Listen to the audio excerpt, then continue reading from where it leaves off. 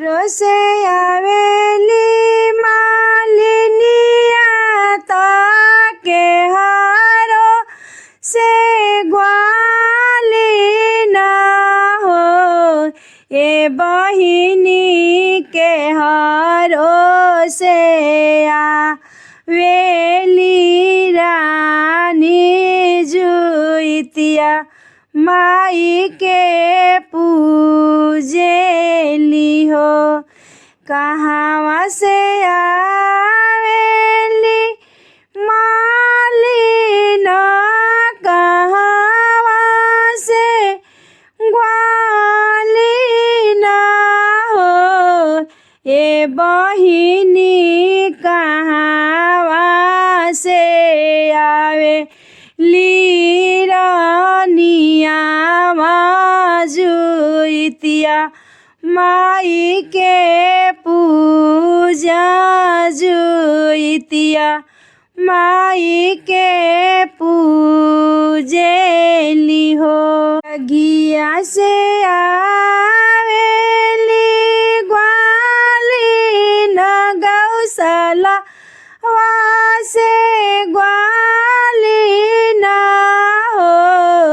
ए बहिनी महल से आवेली रानी जुइतिया माई के पूजा जुइतिया माई के पूजा जुते बाहन बाबा के पूजेली हो। लेके आवेली मालिनिया ताकाई ले ग्वालिन हो। ए बहिनी काई लिहले आवेली रानी जुइतिया माई के पूजा जुइतु बाहन बाबा के पूजेली हो। फूल ले आवेली मालिनिया दादिया ले ग्वालिन दादिया ले ग्वालिन हो। ए बहिनी पुतले ले आवेली रानिया जुइतिया माई के पूजेली हो। ए बहिनी पुतले ले आवेली रानी जुइतिया माई के पूजेली हो। ले रोरी से चांदनावा तनोनिया के सगावा सगा पुतिया बा तनावानु हो। ए बहिनी ले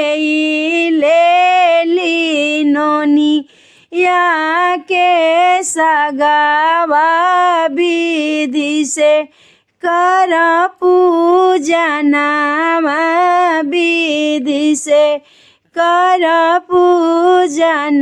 पूजनावन हो। निराजल रहे रानी बरतिया त दिन भर गहर कर दिन भर निहोर कर हो।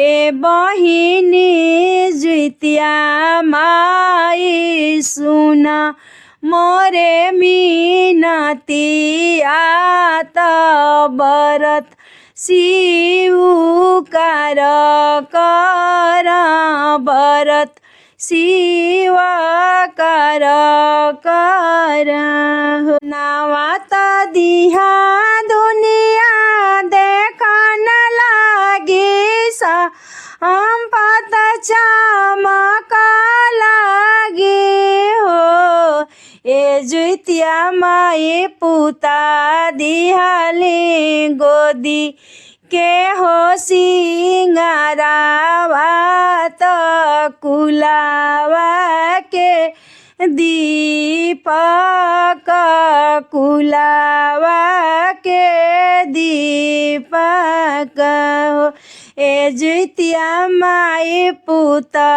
दिहाली बुढ़ापा के हो सहारावा जिंदगी हो उहे बीताई हानु हो हे जुतिया माई हमारा तू रखिह मोरे सोहागावा